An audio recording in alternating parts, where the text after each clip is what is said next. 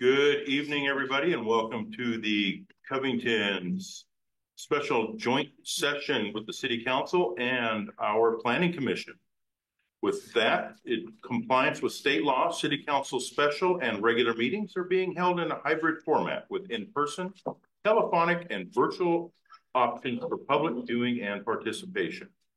We'll call this meeting to order, and we'll go around and introduce ourselves. We'll start with Kathy.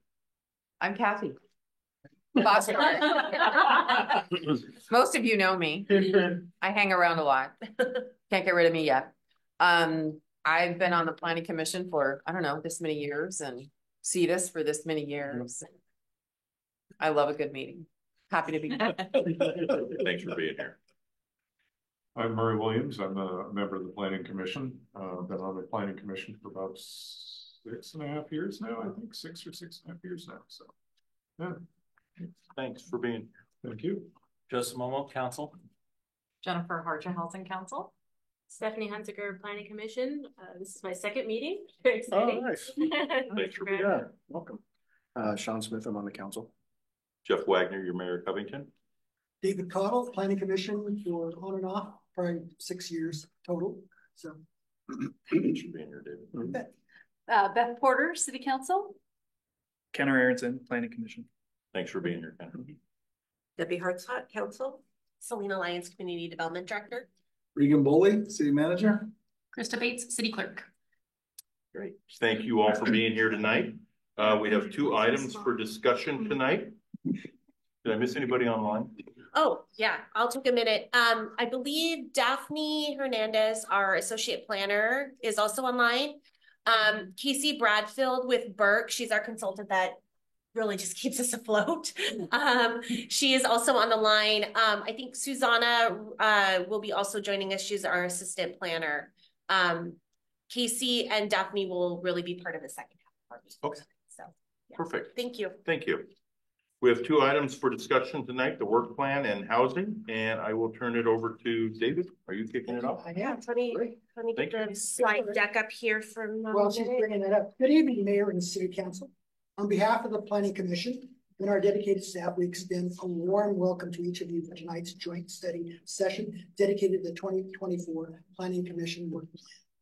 It is our privilege to have the opportunity to present our proposed plan for the upcoming year, outlining our vision, objectives, and strategies to address the evolving needs and aspirations of our community. Before we delve into the specifics of the work plan, I'd like to express our gratitude to the City Council for your continuous support and collaboration.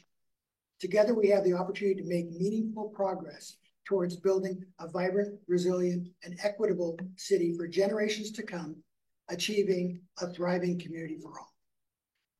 The line I like the most. Great. Our work plan is not just a standalone document. It is part of the city's broader work priorities. Aligned with legislative mandates and the city's strategic plan, our initiatives are tasks to contribute to the overarching goals set by the council. In funding priorities, our work plan is directly linked to the budget with a specific allocation of $100,000 to the Community Development Department. This allocation is crucial for meeting unfunded legislative mandates and supporting various initiatives related to housing and climate, also leveraging grants obtained by the community development staff. Without this budgetary support, the workload scheduled through June 2025 would place significant constraints on our staff, and additional mandates could further amplify these challenges. The Planning Commission remains committed to the work plan. We value transparency, community involvement, and as such, we are dedicated to engaging with the public through public meetings and future open houses. This ensures that our community is well informed and actively participating in the decisions that shape our city. The tasks outlined in our work plan are tied to comprehensive plan, policies, and goals, further reinforcing the importance of aligning our priorities. As we embark on this journey outlined in the work plan, we look forward to collaborative efforts with various city departments and the City Council. We aim to successfully complete the tasks identified in the work plan by the specified deadlines. Your continued support and partnership are invaluable as we work toward a vibrant and sustainable future for our community. Throughout the development of this plan, you'll notice on the left, we will strive to recognize the key priorities for work, for funding, for implementation, and for policy. Key areas of focus to directly align with the goals and priorities set forth by the City Council, legislative requirements, and the community.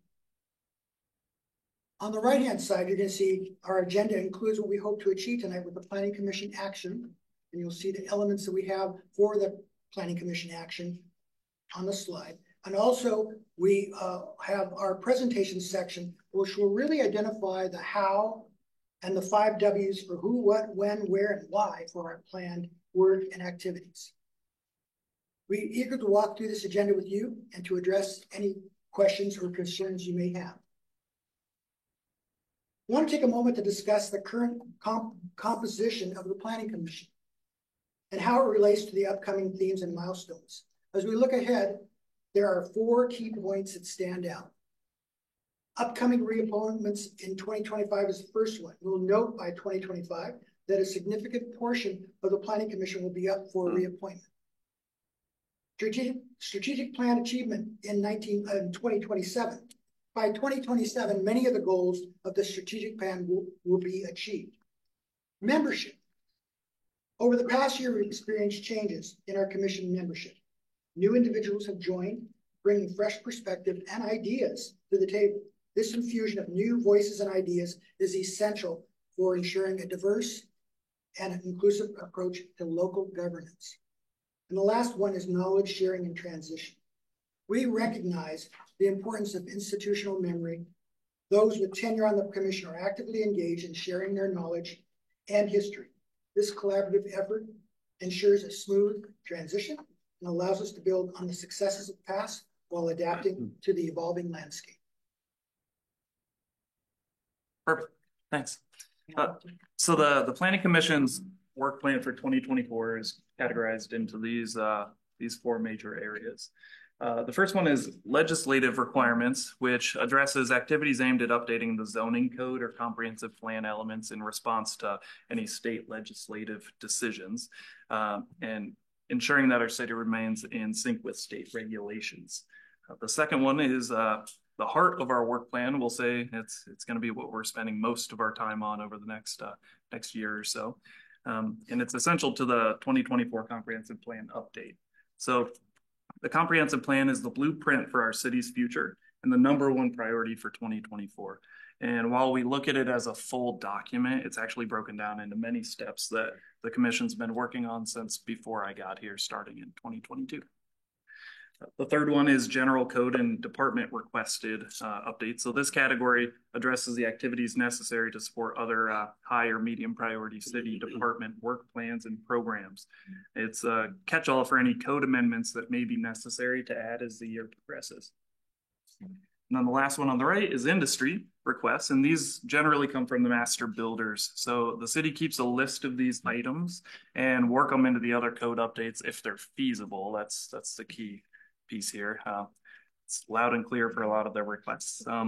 Anyways, the industry request can be submitted as a formal application with associated processing fees. And the council may also resource through funding or consultants an industry request to reprioritize it based on the work plan on behalf of master builders. Okay, I'm going to pause there really quick. Is there any questions so far from the council? Okay, great. So what you have before you tonight are a couple handouts as well that I'll just point out. One with the blue and the orange, that's our current work plan in blue is what the Planning Commission is working on. And that's also been translated into a Gantt chart that goes out to about 2027. So this is just the Planning Commission's work plan ahead. And we'll talk about this a little bit more. What I do want to bring your attention to is this thick document, which currently has all in the blue is the Planning Commission's work plan and in the orange is the Community Development's work plan. The reason why they are separate is because not all things that come to the Community Development Department go to the Planning Commission, but all things that go to the Planning Commission come to the Community Development Department. So from a CD department, it's all of this. From a Planning Commission, it's the blue. right? So here you will have all of the legislative mandates that were outlined in the last few legislative sessions. You'll have the items that Ken addressed, which, you know, are the code amendments, comprehensive plan, and anything that's industry. And this isn't really a living document for the purpose of tonight. It's just a snapshot, but we keep a SharePoint list of this and are constantly correcting it and moving it just as we have resourcing and availability. So this list this packet here, this has been translated really into these 4 categories that are just relisted here for ease of kind of visual. So you can see on the left, we have a lot of comprehensive plan items still left to do. We've been working on the comp plan since about the end of 2021. We got about $125,000 from the state. We're really doing that work within that allocation. It's not enough. We've come back a couple times for a few dollars here and there to do some pre-work that the state's required, but a lot of this work is very lacking funding at a state level. I'm just gonna make that plug. Know how I feel about that. And so there's still a lot of work that we're doing. We are aiming to have our draft done by June of 2024. So the Planning Commission right now is just moving through each element at each meeting. They're digesting really deep, meaty information, and I commend them for that. So we're aiming for that. Then once that draft goes out to all the agencies that have authority for review, then that will actually come back to the council again and the Planning Commission if there's any feedback, changes, questions that we receive from those agencies. So that is running very deep in the background.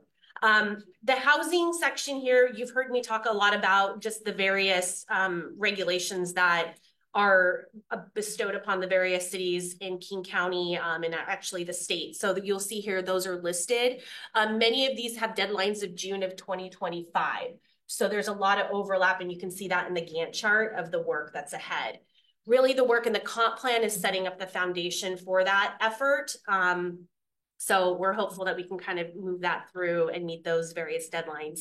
The state said if you don't meet a deadline, they will step in and they will enforce the model ordinance on your city. So I don't know how that will work, but that is what they're telling us. The next one is the environment and the climate. There's a handful of requirements that came out from the state, and there's a few things that we need to do internally to clean up our codes or to align with state requirements. Those are listed there. And then we just kind of dumped the rest of it, the code amendments.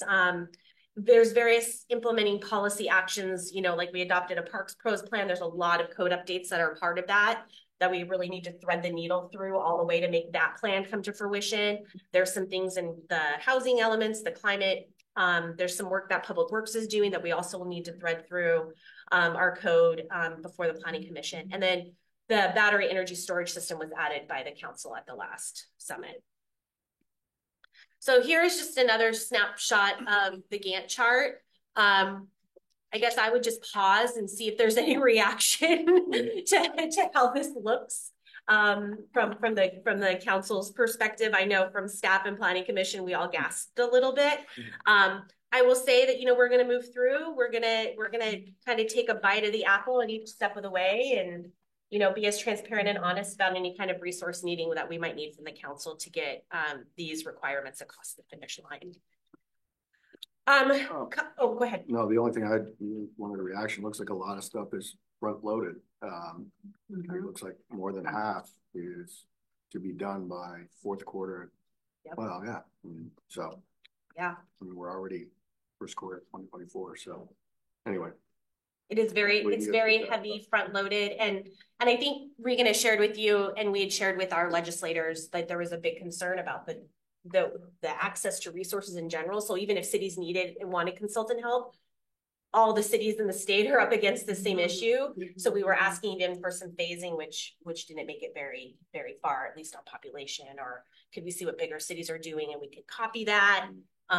There just wasn't that element. So yeah, we're very front loaded, and we're loaded till June of 2025.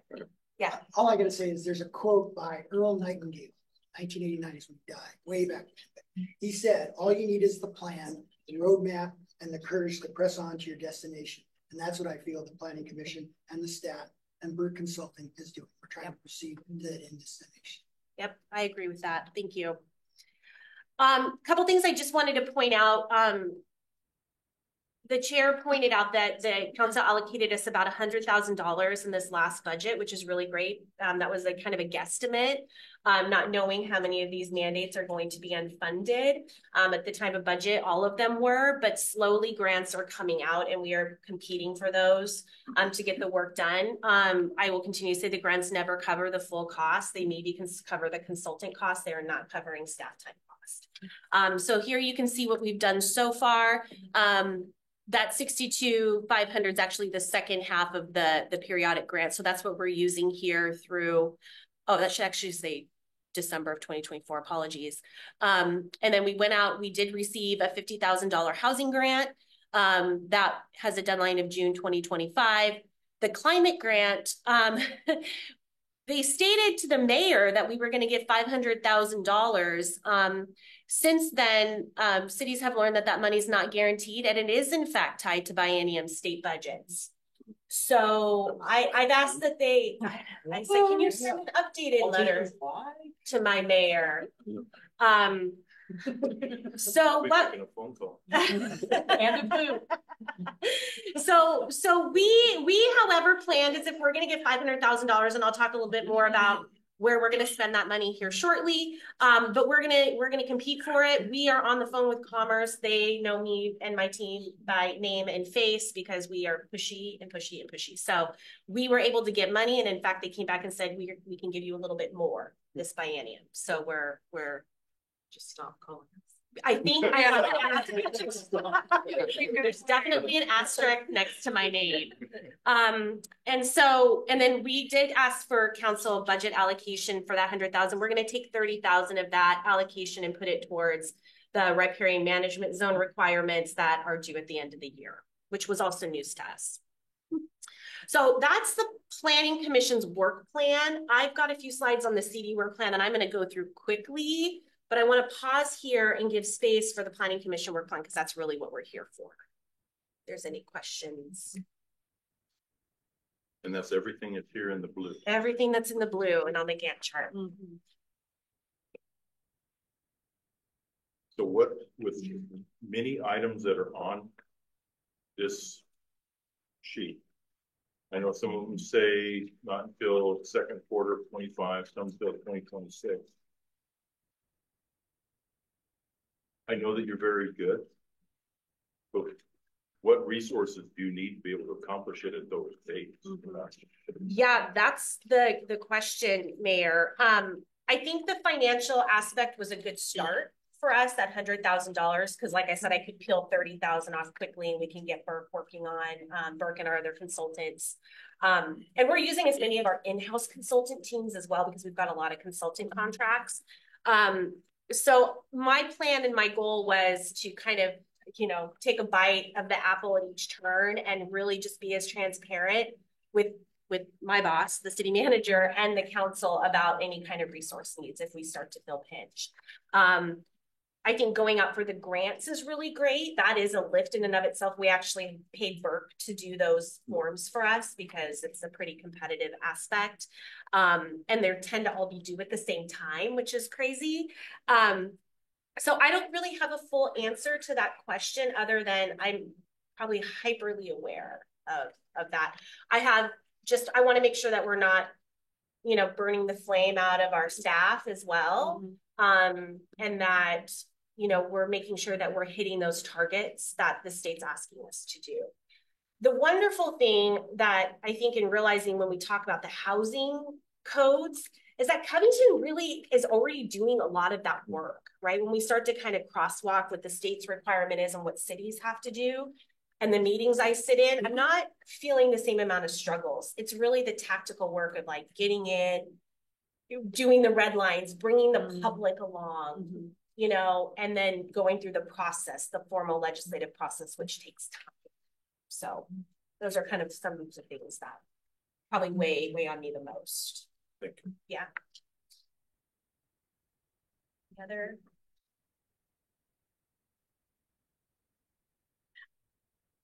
Are there any, like with the BES, how the county sort of took the lead? Is there any opportunity to piggyback? Like you're talking about trying to, take what other people have done and copy it if it works for us, and maybe just taking some of the lift off. Does that look like? There are a couple of these that we can do that. So for example, the state, which I sat on the board for, is the model ordinance for the HB 1110. So having some insight into that was really helpful, and that kind of also relieved a little bit of my stress knowing where we are. So we're going to rely heavily on model ordinances as they come out.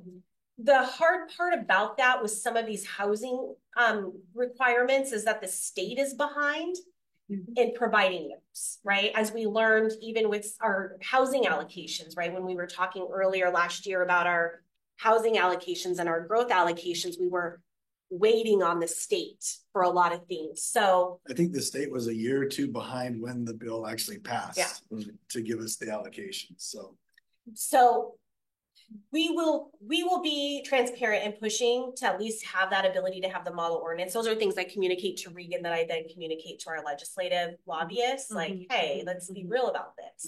So yes, anywhere that we can work together, we are.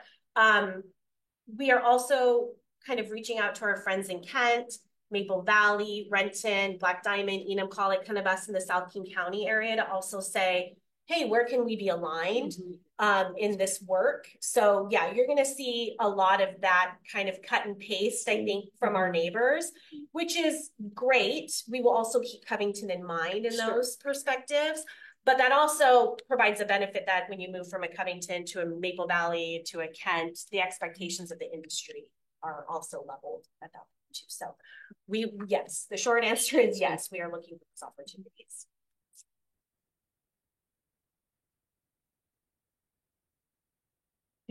So question, when you're working with those other cities, are we right at about the same point they are?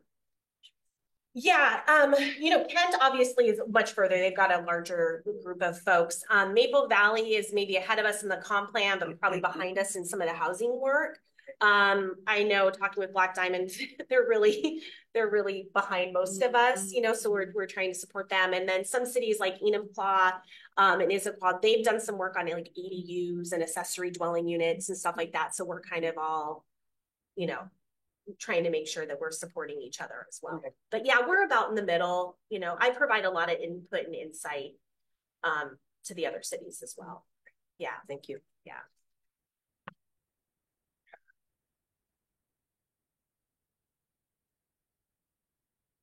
So I'll go through these slides pretty quickly. So this is just a snapshot of the Community Development Department.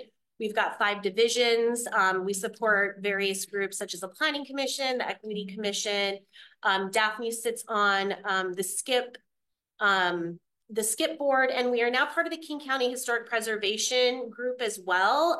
So I think Tony Basiri, our associate planner, will be part of that as well. They're really bringing that back up again and asking that cities that are partners to be part of that. So this is just a snapshot of what we do. And again, our work plans are categorized similarly. We have things that we look at for implementations and efficiencies. So these are, what kind of process improvements can we do? What kind of actions do we need to take to thread the needle from anything that's recently adopted? Obviously, Lake Point is, we are part, that's part of our business program model day to day.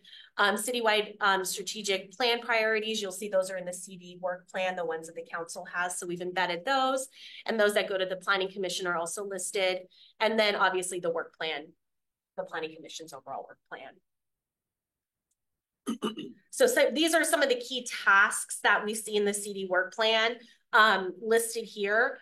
A lot of what happens in the CD department is obviously the pre-work and all of that goes to the Planning Commission. They then do the heavy lift and the public outreach and the discerning of that effort.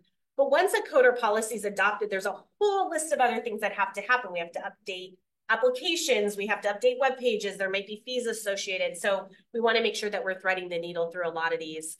And then there's just some actions that come out of the comp plan that will just be part of our work plan moving forward. So this is just a rough list of those. The big one I will point out is the HB 5290.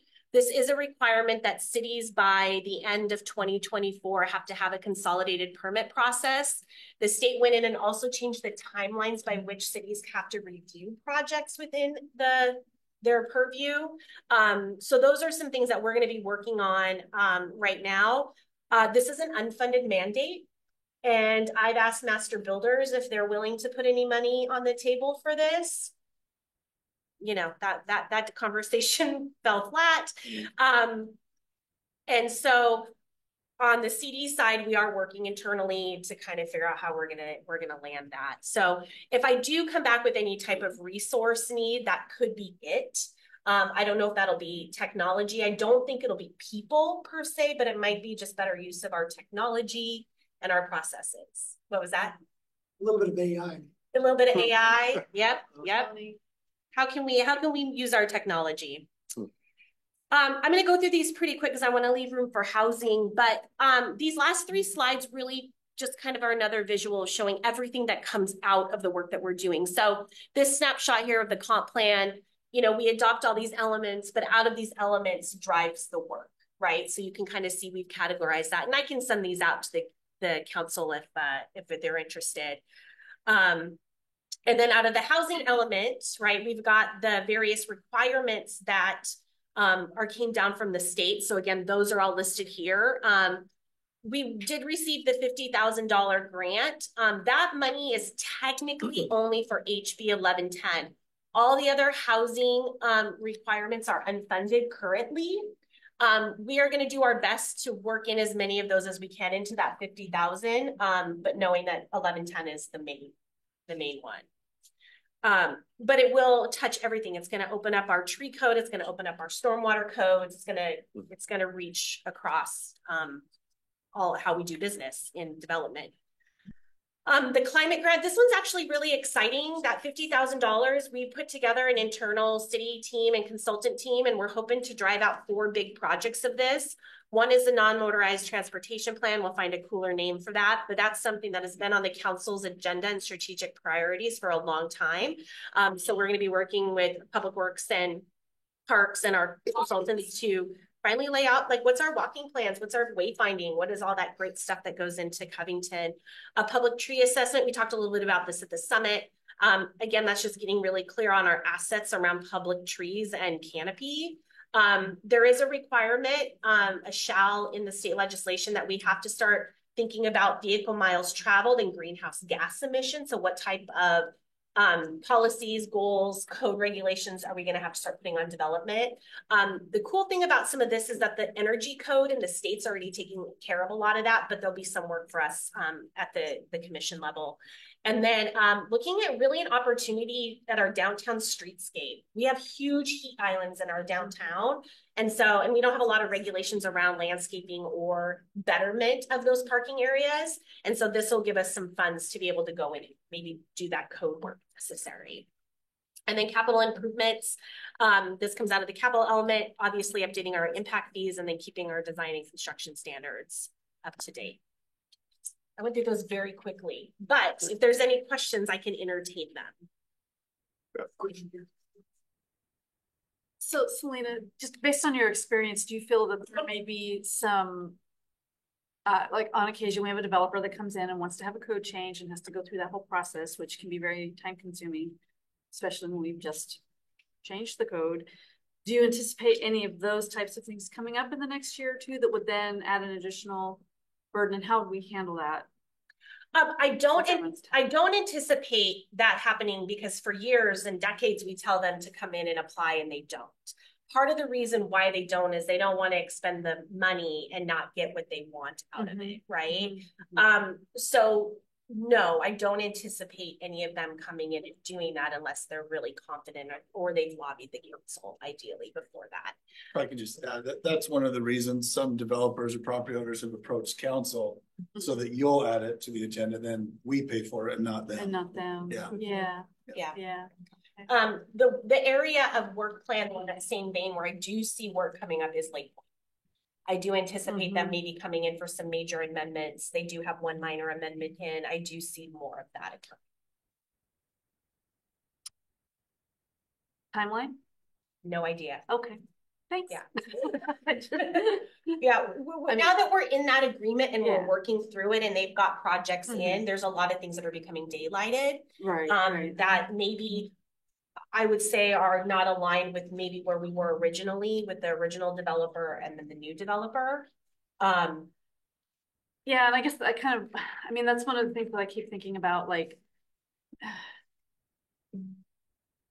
the reason some of those things were put in place when everybody was removed is because there were no motions attached. It was, this is the logical way to proceed, and then have some opportunities to massage that as it goes, right? Mm-hmm. And then we get into the thick of it, and then people are getting like, and then next thing you know, we start becoming more lax, for example, on the original. Mm-hmm. I mean, we go through it as a council, so we do take it through the process, but there tends to be pressure put on in the heat of the moment that we were trying to eliminate by having a bigger picture. And I hate to see you guys get I appreciate that. At that on your plate, because it's a lot for y'all to even just manage personalities or the emotions around it, not just the facts. Well, right, because now real dollars are involved, right? Yeah, like there was just a plan and it was a concept and it was, you know, a two-dimensional idea. Now it's becoming three-dimensional, and that has a lot bigger implications when a developer has folks that they are beholden to, you know, in a timeline that maybe doesn't match or is aligned with what maybe we thought we were going to do. Right, and then we have homeowners and people that live here and it's their home, and then it's then they're having to live with it. Whatever the developer does and takes off. Yep, they're stuck with it. Well, yeah. Kind of looking at the commission if there's anything from our folks on this. Yeah, I'm curious where we stand in the permit consolidation House bill process. How far off are we from what that new guidance is? Yeah, that's a great question. We actually have a meeting in a couple of weeks to kind of do a crosswalk of what the bill is and what we do. Much of this bill is around consolidated permit review, which we already do. So if you come in with multiple permits, we can review them simultaneously under one permit or one project. The other one, it requires video inspection, being able to do virtual inspections. We implemented that during COVID. Our building officials and inspectors are already doing that. That's a huge change for a lot of cities.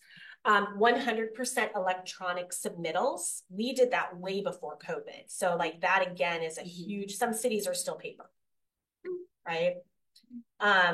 And the other thing is the big one that I think is gonna just do a little bit of shift for us, because we are a consultant city, right? So we have to give consultants time, bring that back. We have to make sure our consultants are aligned with the comments we're receiving. We still have some oversight, right? Because they're not staff, it's different, is the timelines, meeting those timelines that the state has set out. So they reduce the timelines for like short plats and things like that that don't require a public hearing to 120 days. And then they 100 days. And then they extended anything with a public hearing actually to 170 days, which is good because I think that's an average. We've been pretty good at meeting that 120. I would say we're probably like 80% average hitting that.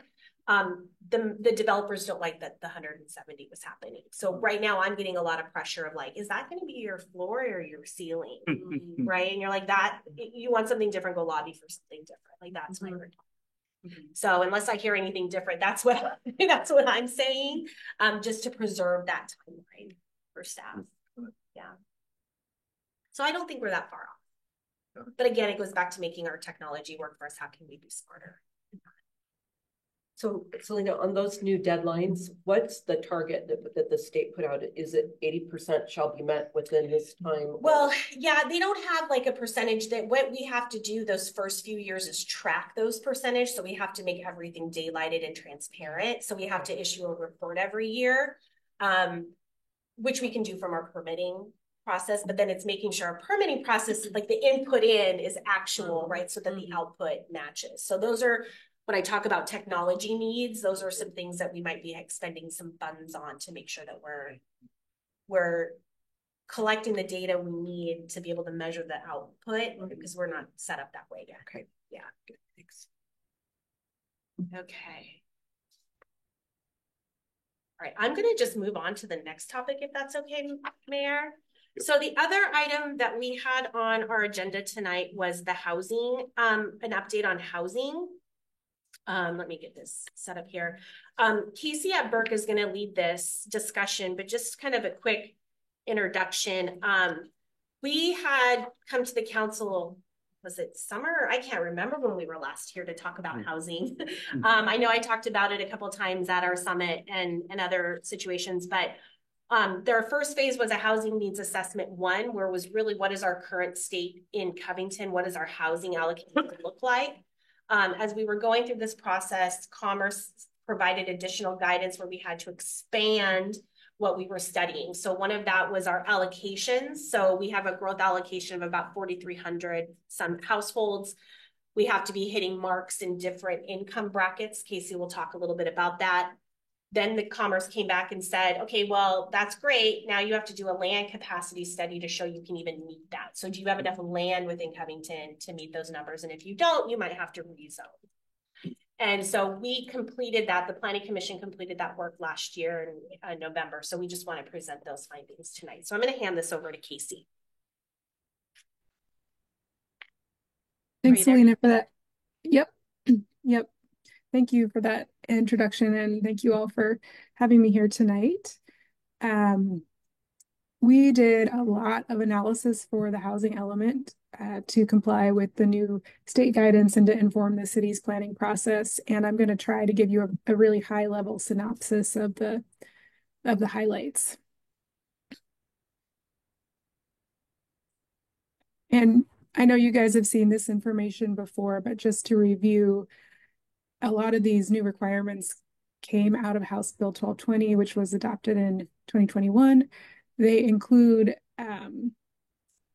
growth targets for housing that are not just an overall number of housing units, but that are broken down for different income levels and also for permanent and supportive housing needs and emergency housing needs. There's also new requirements for missing middle housing options and to study and address racially disparate impacts and displacement risk in housing. And following the, sorry. Just getting ahead of me. Following the state legislation, Puget Sound Regional Council and King County adopted supporting policies that also apply to the city that expand on the state guidance. And all of this means the city's taking a close look at its policy and code and is planning to make some changes as part of the comp plan update. Next slide.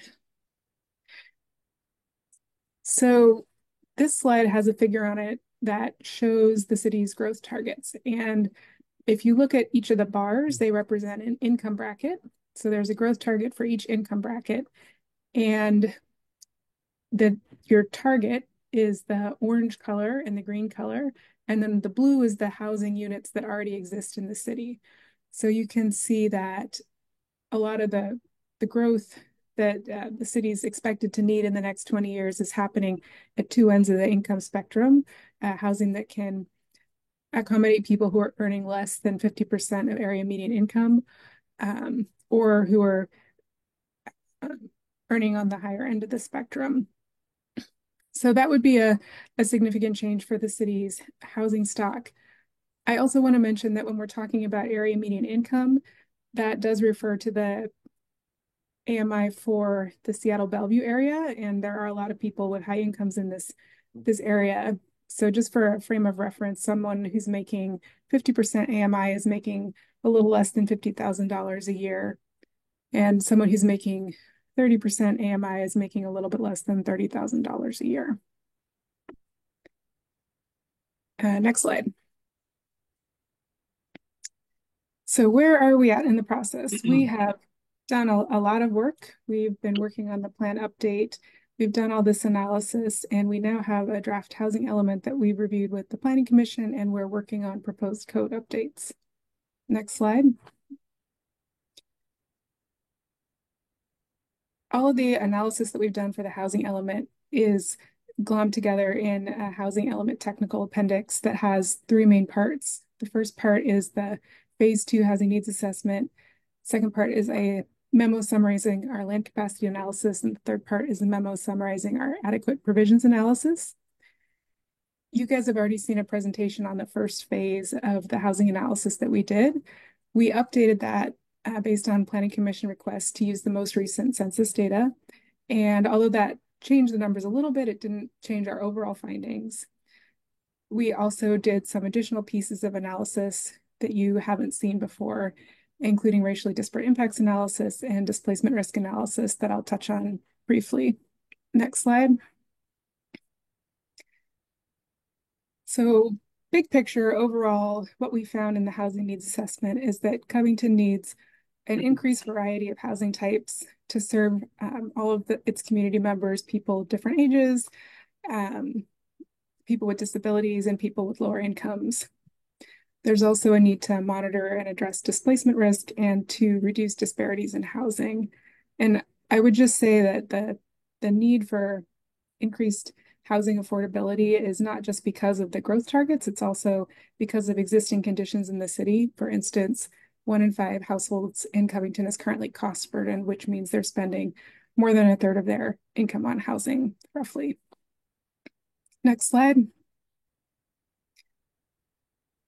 So displacement risk, what is that? Displacement means you have to move out of your home and you don't want to, you'd rather stay. So this can happen because cost of living increases. It can happen because someone gets evicted or there's a natural disaster. In general,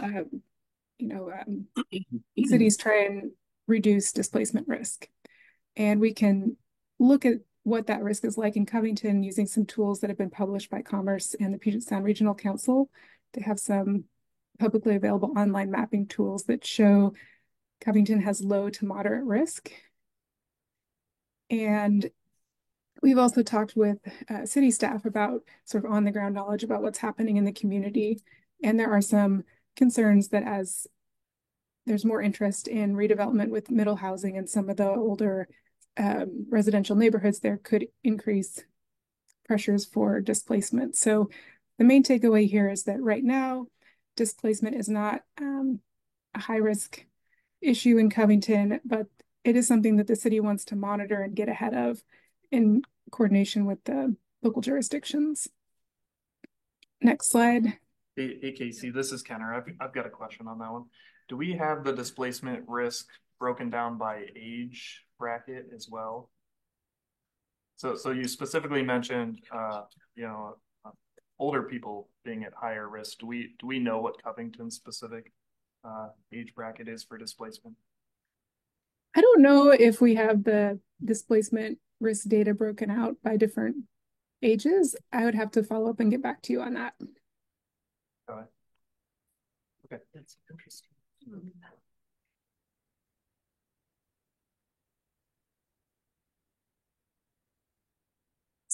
So this slide is about racially disparate impacts.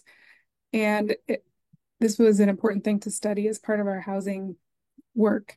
So what is a racially disparate impact? It basically means that a particular racial group is being impacted differently by the policies and practices and systems in a community. And how do you tell if this is happening? Well, you look at data to see if there are differences among different racial groups. And we did find racially disparate impacts in Covington. Some of them are listed here on the slide. We have home ownership rates that are lower among Black alone households and 2 or more race households. We also found that people who are Black, Indigenous, or of color are more likely to be cost burdened, meaning they're paying a high portion of their income for housing. And if you look regionally compared to King County, Covington has a higher white alone population compared to King County. We also found some positive indicators. So if you're looking at segregation, like within the city of Covington itself, there's very low segregation. We also found that Covington is becoming more diverse, which helps to reduce that regional segregation I was talking about. And although there are low homeownership rates for certain racial groups, overall, there are relatively high homeownership rates among many ethnic groups. So I guess the takeaway here is that there are some positive things about Covington's housing policies and practices and regulations, but there's also work the city could do to try and reduce these disparities that exist. Next slide. Okay, this this is maybe a good point for questions because that was the wrap up of the findings from the housing needs assessment. And I'm going to cover findings from 2 other pieces of analysis next. Anybody have questions, Beth? So with some of these like displacement risk and some of these other categories, do we have a plan or do we have options in place for how we can move forward to try to, I mean, maybe we address it with land capacity, but like what are we doing to make sure that we can be proactive? I know that came up with some conversations with residents. Mm-hmm. Casey, do you want to take that or do you want me to answer that? Do you have preference, Lena? I'm happy to let staff go first and follow up. That's a really good question, and it's the big question that most cities are asking ourselves, honestly. We did put some policies in the comprehensive plan to kind of set ourselves up for that. Commerce is going to be doing some training and some outreach with cities. We're scheduled to take that to kind of talk about how we can embed those into our codes. The hard part from the city's perspective is that we don't go buy the land and develop the land, right? We are in response to the industry going and buying properties and developing those, right? And we also don't have a housing authority within Covington as well. So our partnerships matter with like SCIP regionally to help at least provide housing options or at least help us get Covington on the map for those housing options. So, you know, there isn't like a definitive plan in place for how we're going to move forward on that. What we are looking at and being mindful of is even the policies we have now and the work we're doing now, are those kind of neutralized and not going to create a bigger issue as far as things that could impact neighborhoods from a kind of a racial disparate impact or otherwise. So there'll be some self-auditing that we'll also need to do. A lot of our land use laws have been around since the 60s and the 70s. So just inherently, sometimes they are not, you know, as progressive as we probably would want them to be today. And so we'll be looking at those opportunities as we update.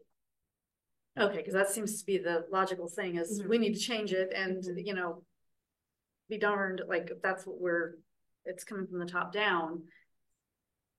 That, and rightfully so. I'm not saying yay or nay against it. The point is that you know, if the builders come in and don't want to do it, well, we're being required to do it. So we need to figure out how we can do that because it's the right thing and it's required.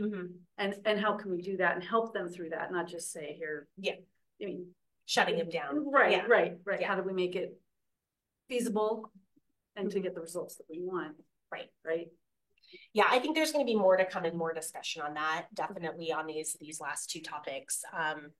You know, we don't have a definitive plan. We know we need to do that. Like I said, we set up some policy guidance and we're also doing our equity metrics, which is going to help us do that. We're going to have to do reporting in 5 years on these plans.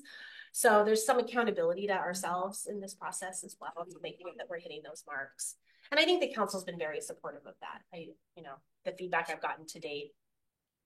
So can you put that slide back up? Shows the spectrum of housing needs. Oh, yeah. And I think I can understand what's driving the housing demand or need on the left side of the, you know, that's the mandates that are coming down from the legislature.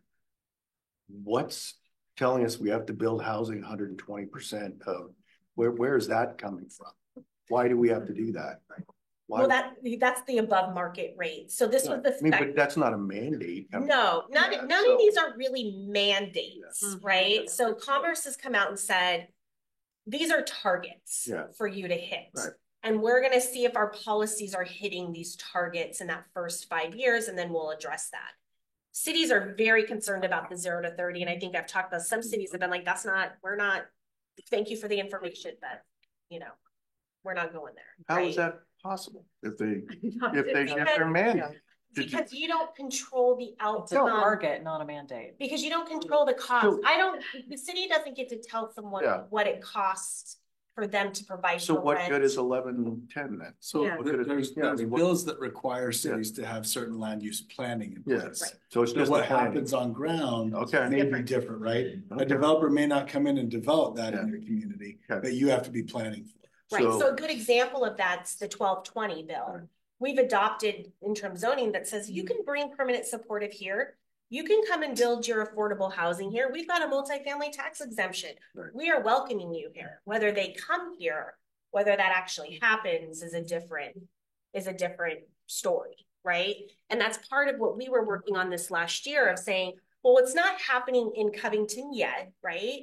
We don't have a huge backbone of transit and other supportive systems that makes that ripe yet. But we are willing to go participate elsewhere on a regional level, and we would like that to count for something, right? So while we might not be building affordable housing in Covington, through your financial allocations to groups like Skip and such, we're contributing to the regional solution. So yeah, this is actually a good segue into the rest of the presentation if you guys are ready to. I know, I want to be mindful. We've got about 10 minutes in case he's going to go through this super quick. Okay. So you guys were just asking, are these targets required? So the city isn't required to physically go out and build housing, but you are required to show that you have zoning and development regulations that would accommodate those targets. So hypothetically, the types of housing that would serve those income levels at that count of units could be built. So there's a guidance that's been published by Commerce to how to do that analysis. This is the key table with findings, but actually let's skip to the next slide, Selena. In a nutshell, what we found from that analysis is that the city does not need to update its comprehensive plan map or zoning map. You do have adequate land capacity to accommodate those growth targets. You do need to make one update to your development standards, specifically for permanent supportive housing and emergency housing. Because right now, although the zones where that is allowed have enough land capacity for to meet your target, there are limitations on how close they can be together and how many people can be in an individual development that would make it not possible to meet your growth target. So that is one code update that we're working on that does need to be adopted as part of the comprehensive plan update. Any questions on that before I talk about the next piece? Can you please define can you go back one, please, the permanent supportive yeah. housing? So permanent supportive housing is generally for people that are in that under 30% area median income bracket, so the very lowest income, that they require support services on site in order to maintain tenancy. So it's basically generally income restricted housing that comes with on-site support services. Okay, thank you.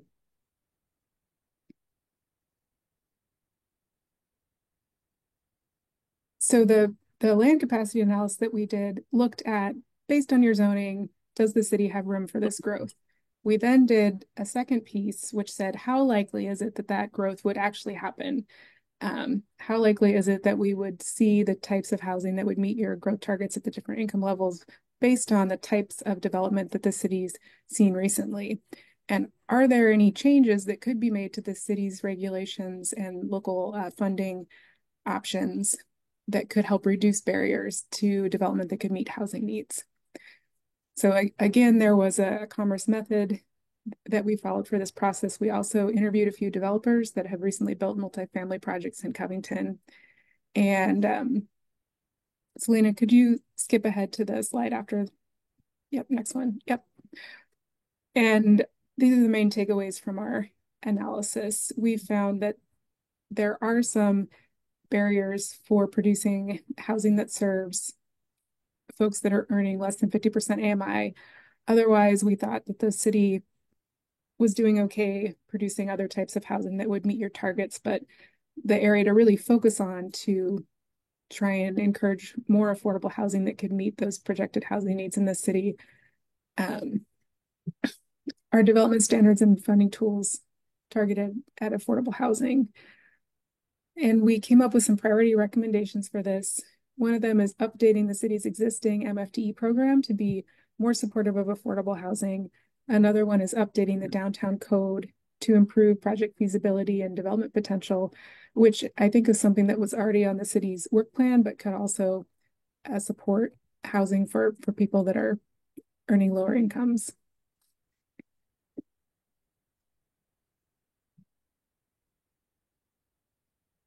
So in sum, we've got a draft housing element, and we have some updated policies in there that respond to the findings that I've just shared and sort of set the stage for some implementation actions the city can take in the coming years. We are also working on 3 code updates, as Selena mentioned when she went through the work plan. The one that is required to be done before the comprehensive plan is adopted is updating the codes for emergency and supportive housing. And then there is going to be also some missing middle housing and downtown code work planned in the next 2 years.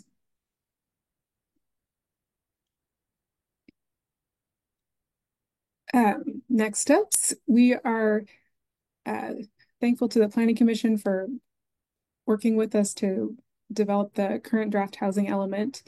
We are planning to share it for early review with the different agencies that are going to look at the comprehensive plan to get a chance to address any issues that stand out to them before we go through the more formal review processes that are required before a city can adopt.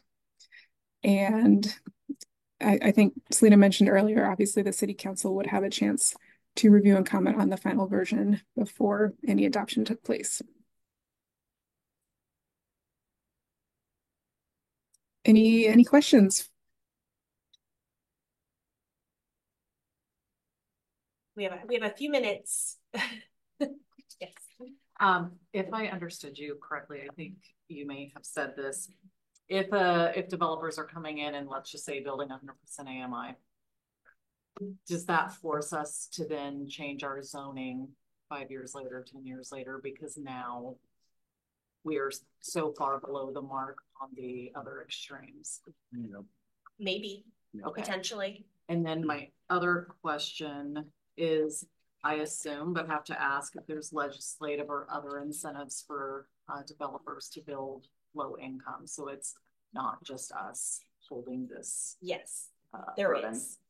So there is opportunities for developers to obtain funding at a state level for affordable housing and permanent supportive housing. A good example of that is the Station by Vintage, the one at Covington Way and Wax Road.